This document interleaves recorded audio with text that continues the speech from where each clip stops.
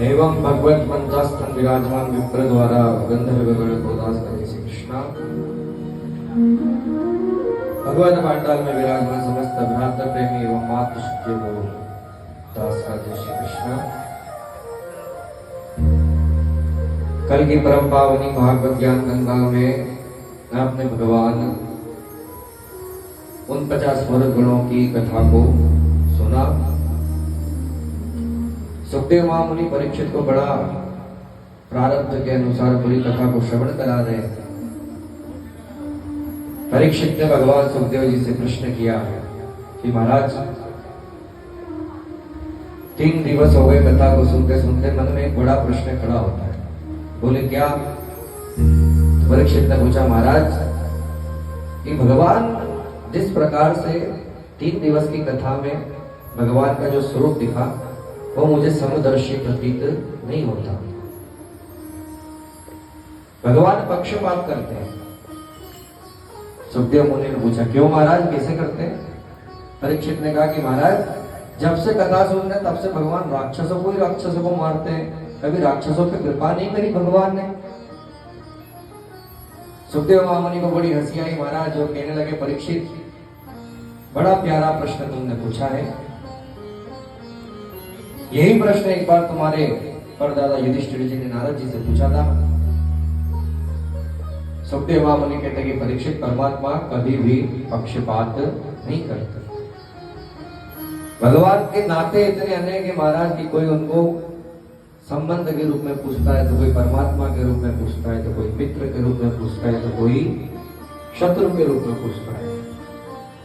पर भगवान मिलते सबको है। राक्षसों ने क्रोध अवस्था के कारण भगवान को पूजा, तब भी उनको परमात्मा मिले। वो मीरा जैसे महान भगवत भक्तों ने गा गाकर भगवान को पूजा, तब भी भगवान मीरा को मिले, सुदामा को मिले, सभी को मिले।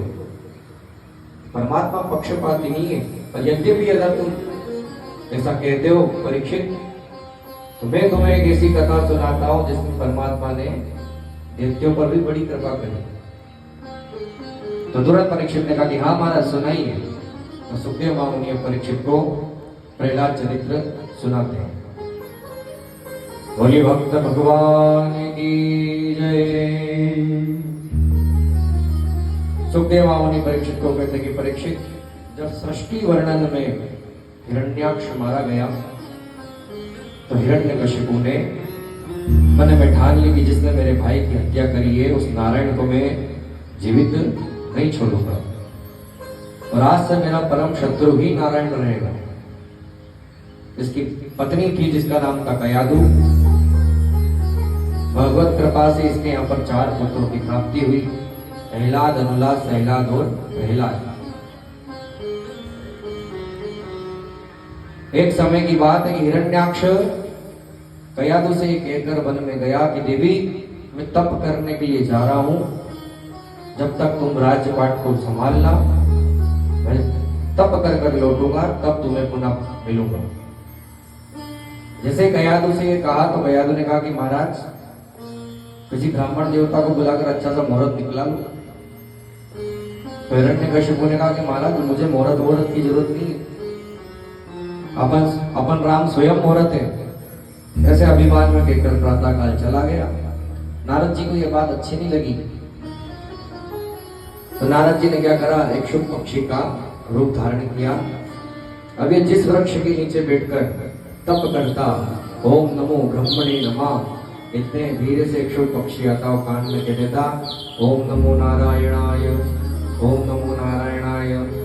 और जैसे ही नारायण शब्द इसके कान में पड़ता महाराज की ये क्रोध से विभग जाता और ऐसी अवस्था को होता कि उस पक्षी को मारने दौड़ा। और जैसे इस पक्षी को मारने दौड़ा तो पक्षी उड़कर दूसरे वृक्ष पे जाकर बैठ गया। इसने फिर दूसरा वृक्ष लिया, वहां पर इसने तपस्या करी, और जैसे इसने तपस्या करी तो तुरंत इसने फिर से बोला ओम ब्रह्मणे नमः। और जैसे इसने आंखें बंद करी कि नारद जी फिर से आए और उन्होंने फिर से कह दिया ओम नमो नारायणाय। अब की बार इसके कान में शब्द बड़ा तो बड़ा क्रोध अवस्था में दिल मिलाता हुआ वहां से नीचे आया पक्षी को कहने लगा कि यद्यपि तू मेरे हाथ लगा तो आज मैं तुझे जीवित छोड़ने वाला नहीं। अपने आप को कोसते हुए कहने लगा कि कयादू ने सही कहा था कि किसी ब्राह्मण से मुहूर्त निकला लेना चाहिए महाराज, आज का तो दिन ही हमारा खराब चला गया। तुरंत महल की ओर आया। अब महल की ओर आया तो क्या हुआ महाराज कि कयादू ने तुरंत देखा तो प्रश्न कर दिया, अरे महाराज आप तो बड़ी जल्दी आ गए, इतनी जल्दी आपको परमात्मा प्रसन्न हो गए क्या? तो इसने कहा कि देवी पूछो ही मत, मैं जैसे ही तप करने जाता हूं और एक मूर्ख पक्षी आकर मेरे शत्रु का नाम लेता है। अब कयादू समझ गई महाराज इसके इनके शत्रु कौन है। वो कयादू ने संतों का सत्संग करा है, नारद जी की वाणी को सुना है, तो कयादू ने मन में ठान ली कि कम से कम इनका उद्धार होगा नहीं, क्योंकि परमात्मा को हमेशा गाली दी है, नाम नारायण का लिया नहीं है, तो आज ये मौका है कि इनके मुख से नारायण नाम में लेवा दो। तो कयादू ने तुरंत भगवान हिरण्यकशिपु से पूछा कि महाराज आपके तो राजा महाराज हो, बड़े चक्रवर्ती सम्राट हो, और सम्राटों के तो अनेक मित्र और अनेक शत्रु होते हैं, तो आप हमें बता तो दो कि आपका कौन सा शत्रु का नाम ले रहा था। यदि आप हमें बताओगे तो हमें पता चलेगा कि ये शत्रु का नाम है, इससे भैया दूर रहना है। तो तुरंत जैसे ही उसने हिरण्यकशिपु ने कहा कि देवी तुम तो सब जानती हो, मैं मेरे मुंह से उस पापी का नाम नहीं लूंगा। कयादू ने कहा कि महाराज नाम तो लेना पड़ेगा, इतना बड़ा राज्य महल है, बच्चे बच्चे सब हैं, ये ठीक नहीं है, और अभी तो मैं गर्भिणी हूं।